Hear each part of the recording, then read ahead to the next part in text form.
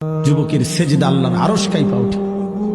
নওজোয়ান সেজদা দিলে আল্লাহ আরশে আজিম থেকে বলে, যুবক তুই আমারে সেজদা দিলি, যা ওয়াদা দিলাম হাসরের ময়দান আমি তোরে আমার আরশের ছায়া দেব।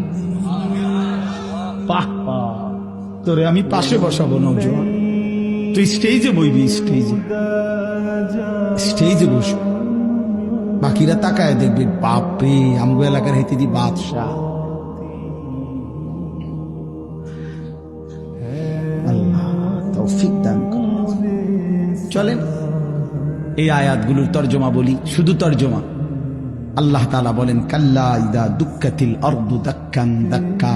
বান্দা শুনো, যত লাফালাফি ফালাফালি করো মনে রাখো তুমিও একদিন থাকবা না, পৃথিবীও একদিন থাকবে না।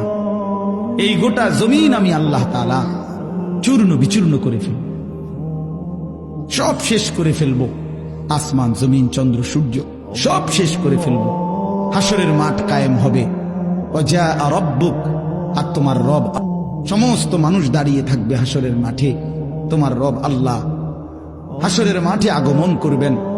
ওয়াল মালাকু সাফফান সাফফা, কোটি কোটি ফেরেশতা হাসরের ময়দানে সারিবদ্ধভাবে দাঁড়াবে।